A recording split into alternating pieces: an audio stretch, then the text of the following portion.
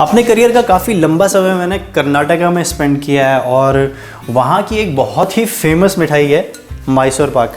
I am sure आप सब लोगों ने उसका नाम सुना ही होगा। तो जब भी मैं बैंगलोर से वापस आता हूँ, वहाँ के एयरपोर्ट पे नंदिनी का एक काउंटर है और उनके पास मैसूर पाक हमेशा रहती है। तो जब भी आप बैंगलोर जाओ, ये मैसूर पाक वहाँ पे ज़रूर ट्राई करो। और मैं तो वहाँ से कम 1-2 किलो घर के लिए पक्का लेके आता था। मैसूर पाक के नाम के पीछे भी एक बहुत इंटरेस्टिंग कहानी है जो मैं आपको थोड़ी ही देर में बताऊंगा, लेकिन उससे पहले देख लेते हैं हमें मैसूर पाक बनाने के लिए क्या क्या इंग्रेडिएंट्स चाहिए।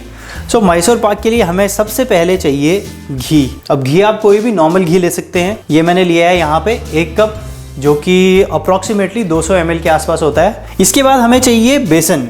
अब बेसन में आपने एक चीज़ ध्यान रखनी है कि पतला पिसा हुआ बेसन हो। अगर आप मोटा बेसन ले लेते हैं तो उससे टेक्सचर आपका सही नहीं आएगा मैसूर पाक का। सो इसलिए पतला बेसन बहुत ज़रूरी है इसमें। और बेसन मैंने लिया है लगभग 150 ग्राम, जो कि 1 कप है। और मैसूर पाक में तीसरा और सबसे इम्पॉर्टेंट इंग्रेडिएंट है शुगर। लेकिन जैसे कि आप सबको पता है, हम लोग अपने किचन में शुगर यूज़ नहीं करते हैं, तो हम उसकी जगह यूज़ कर रहे हैं ये स्टीविया स्वीटनर। सो स्टीविया बेसिकली एक प्लांट बेस्ड स्वीटनर है और आज की डेट में शुगर का ये एक बेस्ट ऑल्टरनेटिव है मार्केट में। सो स्टीविया से मैंने काफ़ी सारी मैसूर पाक की रेसिपीज़ ट्राई की और कुछ रेसिपीज़ में टेक्सचर सही आया, कुछ रेसिपीज़ में हार्ड आया, कुछ रेसिपीज़ में क्रम्बली आया। लेकिन काफ़ी सारी रेसिपीज़ ट्राई करने के बाद ये एक परफेक्ट रेसिपी मिली मुझे। और इस रेसिपी के लिए मैंने ये मैजिक लीफ का परफेक्ट बेक्स का ब्लेंड यूज़ किया है और आई थिंक इससे मुझे एक जो बेस्ट रिज़ल्ट है मैसूर पाक का वो मिला है। तो इसमें टेक्सचर भी सही है, टेस्ट भी सही है और एक सॉफ्टनेस जो होनी चाहिए मैसूर पाक में वो भी है। तो यही रेसिपी मैं आज आप लोगों के साथ में शेयर करने वाला हूँ। सो चलिए शुरू करते हैं हमारी आज की ये रेसिपी। सो एक अच्छा मैसूर पाक बनाने के लिए हमें चाहिए एक अच्छी कढ़ाई। अब अच्छी कढ़ाई से क्या मतलब है? अच्छी कढ़ाई मतलब इसका जो बेस है, इसका जो मटेरियल है वो थिक होना चाहिए। वैसे तो ऑथेंटिकली आप देखेंगे तो मैसूर पाक बनता है आयरन की कढ़ाई में। तो अगर आपके पास आयरन की कढ़ाई है तो उसी में आप बनाइए, बेस्ट बनेगा। तो सबसे पहले हमने बेसन को भून लेना है। तो ये कढ़ाई को मैं गरम कर लेता हूँ और बेसन को हम भूनने के लिए डाल देंगे कढ़ाई में मीडियम फ्लेम पे। तो कुछ लोग बेसन को बिना भुने भी मैसूर पाक बनाते हैं और ऐसा नहीं है कि मैसूर पाक के लिए हम अगर बेसन भूने ना तो मैसूर पाक अच्छा नहीं बनेगा, उससे भी अच्छा बनेगा। लेकिन भूनने से बेसन में एक अच्छी सी खुशबू भी आ जाएगी और दूसरी चीज़ ये है कि बेसन कच्चा भी नहीं रहेगा, क्योंकि आपने बेसन को पहले से पका लिया है तो आपको बेसन कच्चा रहने की भी टेंशन नहीं है। लेकिन एक चीज़ का आपने ध्यान रखना है, इसमें बेसन को आपने बहुत ज़्यादा और बहुत हाई फ्लेम में नहीं भूनना है, बिल्कुल स्लो फ्लेम में सिर्फ 3-4 मिनट के लिए। और जैसे ही बेसन भुन जाए इसको तुरंत आपने निकाल लेना है।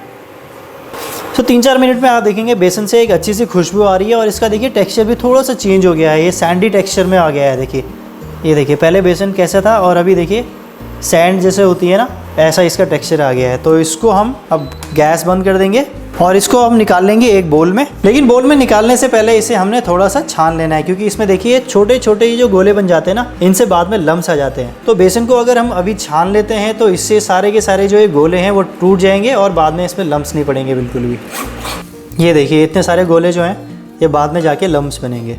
सो इनको तोड़ना है और इनको भी छान लेना है। तो चलिए, ये बेसन हमारा भुन के रेडी हो गया है, इसको रख लेते हैं साइड में।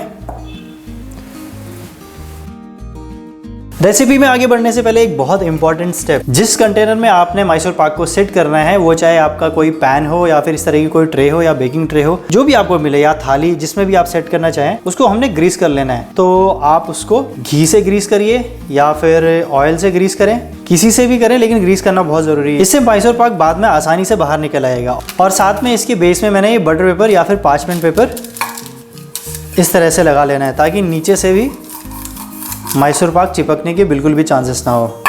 सो अभी के लिए हम इसे रख लेते हैं साइड में। और अब हम कढ़ाई में लेंगे 1/2 कप पानी।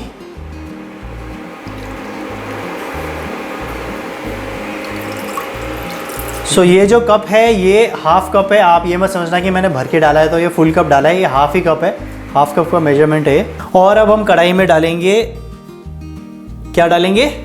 नो शुगर नहीं डालेंगे हम, हमारा ये नो शुगर किचन है, तो हम डालेंगे इसमें स्टीविया स्वीटनर।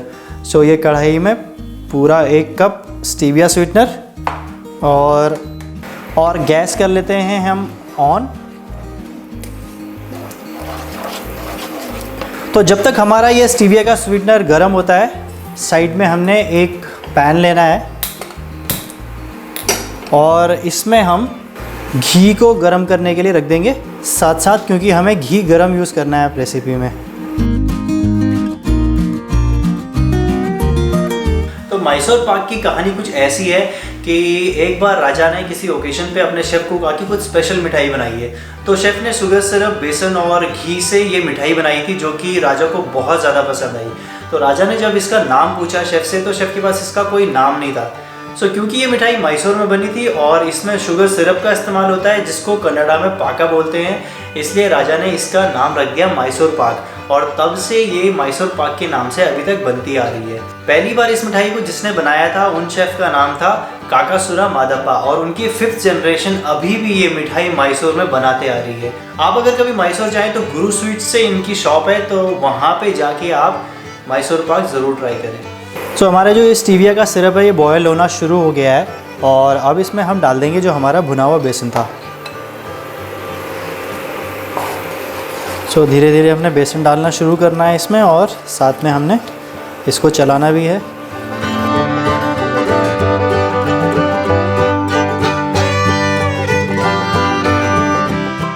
और बस 1 से 2 मिनट इसको चला के हमने इसमें घी डालना शुरू करना है, और घी आपका बिल्कुल गर्म होना चाहिए।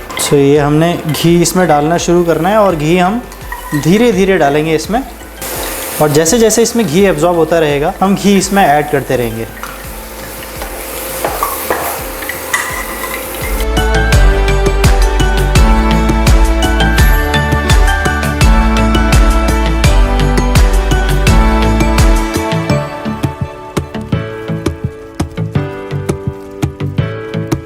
कुछ लोग कलर के लिए मैसूर पाक में हल्दी भी डालते हैं, तो आप चाहे तो थोड़ा सा कलर के लिए हल्दी डाल सकते हैं, और आप चाहे तो अवॉइड भी कर सकते हैं।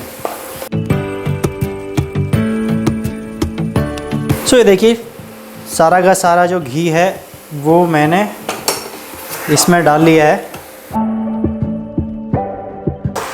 ये देखिए इसमें जो जालीदार टेक्सचर इसका आ रहा है, यही डिफरेंशिएट करता है इसको हलवे से। नहीं तो आप अगर नॉर्मल बनाएंगे तो वो एक बेसन का हलवा हो जाएगा, मैसूर पाक नहीं रहेगा।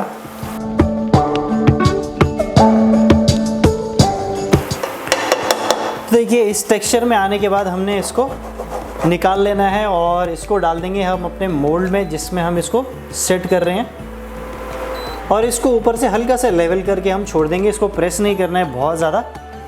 और अब आपने मैसूर पाक को इसी मोल्ड में रूम टेम्परेचर पे छोड़ देना है लगभग 1 घंटे के लिए, जब तक ये ठंडा ना हो जाए। उसके बाद हम मैसूर पाक को काट के निकाल लेंगे।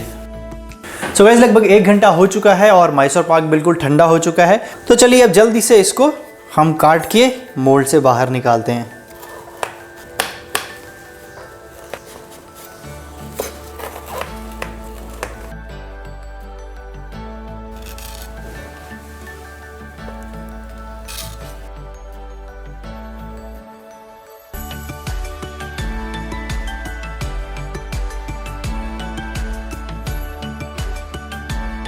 गाइस मैसूर पाक हमारा बिल्कुल रेडी है, और इसको मैंने काट के प्लेट में भी निकाल लिया है, और अब समय है इसको खाने का।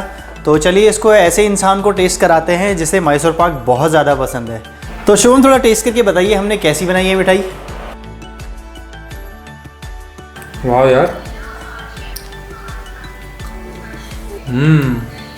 कैसा लगा आपको? इसका टेक्सचर कैसा है? तुम जैसा मैसूर पाक होता है एग्जैक्टली वैसे लग रहा है। काफ़ी लाइट सा और बहुत अच्छा सा इसमें टेस्ट आ रहा है।